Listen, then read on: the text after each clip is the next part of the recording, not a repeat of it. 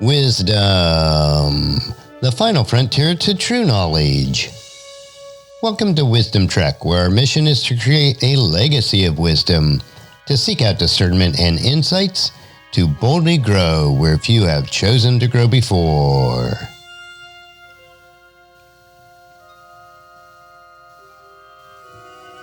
Hello, my friend. I am Guthrie Chamberlain, your captain on our journey to increase wisdom and create a living legacy. Thank you for joining us today as we explore wisdom on our second millennium of podcast. This is day 1461 of our trek, and it is Worldview Wednesday. Creating a biblical worldview is essential to have a proper perspective on today's current events. To establish a biblical worldview, you must have a proper understanding of God and His Word. This week on our Worldview Wednesdays episode, we will continue in our study based on a course that I recently completed, taught by Dr. Michael S. Heiser. Our study is titled Sons and Daughters of God, the Believer's Identity, Calling, and Destiny. Throughout this multi-week course, we will demonstrate in the Old Testament the sons of God and the holy ones refers to supernatural beings whose Father is God and who work with God to carry out His will, and that His divine family was present before humanity. By fully engaging the biblical text, such as Psalm 82, Psalm 89, and Deuteronomy chapter 32, verses 8 and 9, our study will show that this divine family functions as a template for God's human family. God desires of humans, as His imagers, to participate in His counsel. This study addresses issues such as polytheism, the nature of little g gods, and the uniqueness of Yahweh. Within this study, we will apply insights to New Testament text and show that how the metaphor of being in God's family informs our sense of identity and mission as believers. And today we're going to look at arguments for a divine counsel. And first we're going to go to segment number 12, polytheism. Are the gods real? And we want to think about this. Denying the reality of Elohim as God actually mocks God.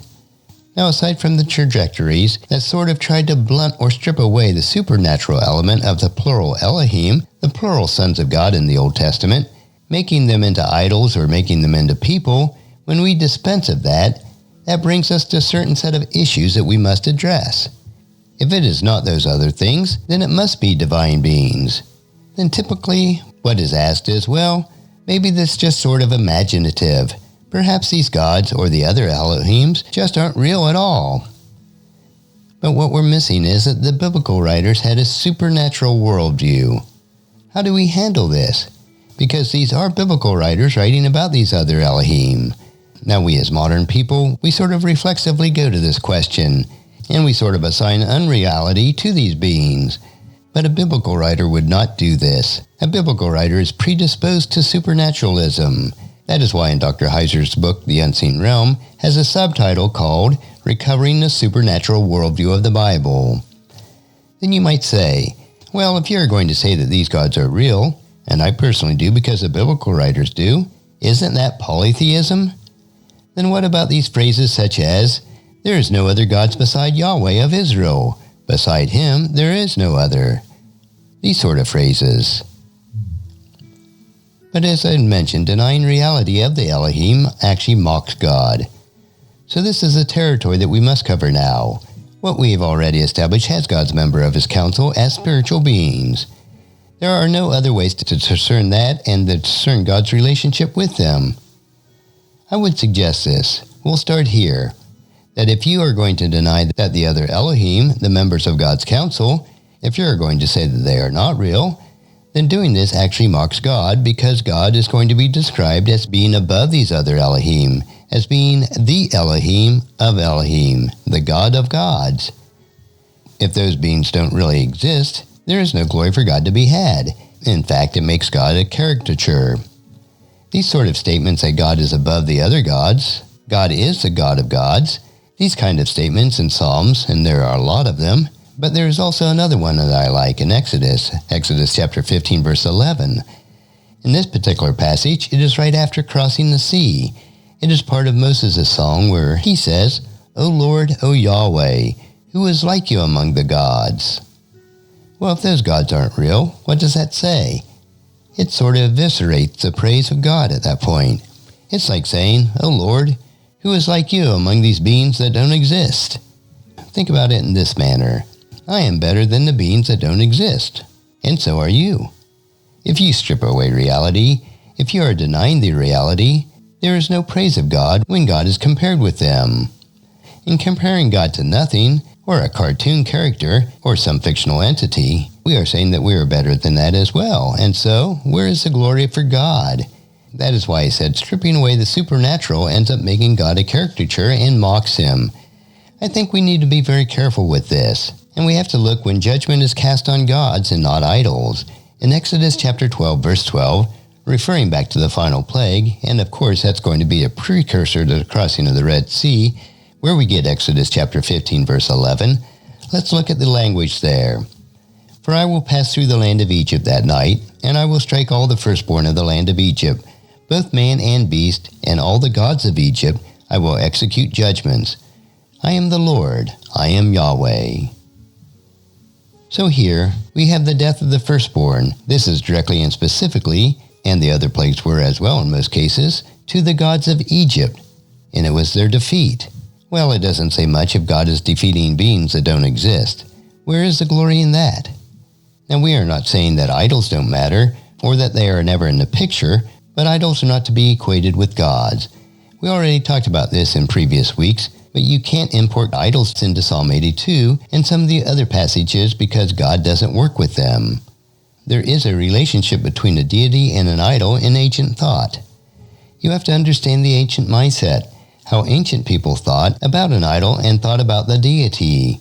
An ancient person built an idol with the belief that after doing certain rituals that an entity, a spiritual being, a deity would come and attach itself to this object, or would come and reside in that object. There was an identification of two things, the deity that they thought was real, and the object that was essentially became the deity's domain, or again, attached to that deity. If you smashed an idol, the ancient person wouldn't sit there and cry and imagine that, "Oh my deity is dead, Baal is dead," or whoever. They are not going to imagine it that way. What they would do is that they would go home and make another one, because the entity that inhabited the thing that is now destroyed needs to be reattached to the new one. The old object was no longer fit for the deity to inhabit, so we make another one. The deity doesn't die, it doesn't go away. In their minds, it is real, and it's there, and it needs a place to dwell among us. So as we sort of summarize this section, if we look at it the way the ancient person does, yes, they thought, and the biblical writers thought with them, that the gods were real. And because that they thought that, when they compared Yahweh to these other gods, they were making a theological statement that is really, frankly, more important than any other theological statement in the Old Testament. God is the God of gods. He is the only one who deserves worship. He is the creator. He is sovereign. He is, well, you fill in the blank. All of these things are attributed to Yahweh alone in Israelite thinking. But if you are saying these beings are not real at all, he is compared to nothing, and there is certainly no praise in that. Well, let's move on to segment 13, and this is the capital G-O-D problem.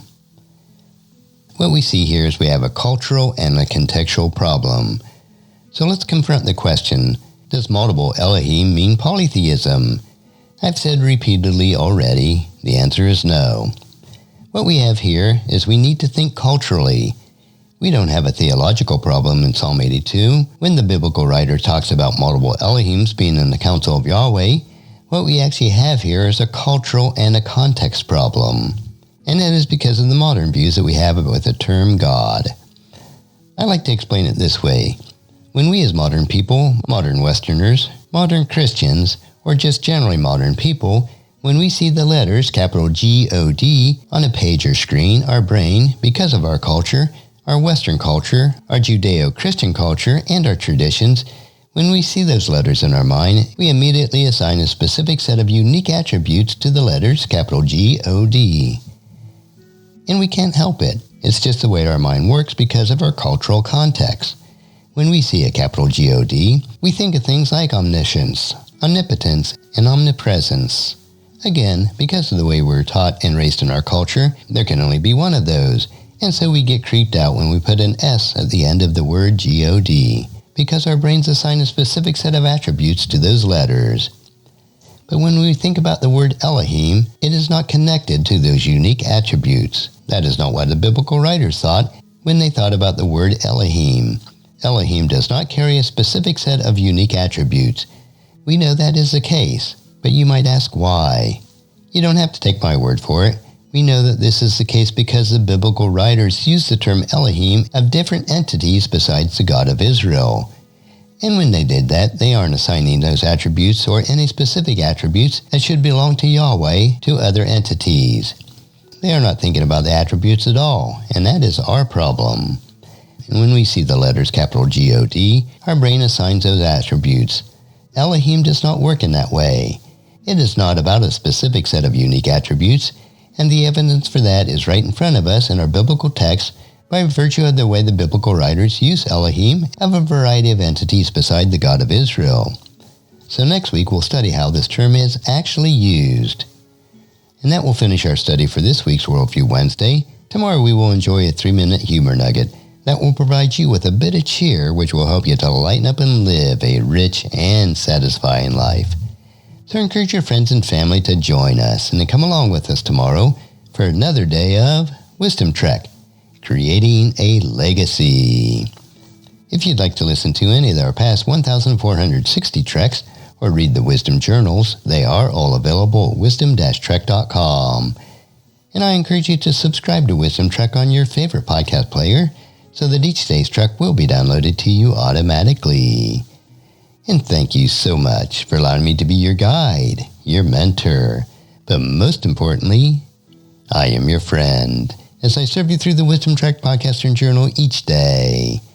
And as we take this trek of life together, let us always live abundantly, love unconditionally, listen intentionally, learn continuously, lend to others generously, lead with integrity, and leave a living legacy each day.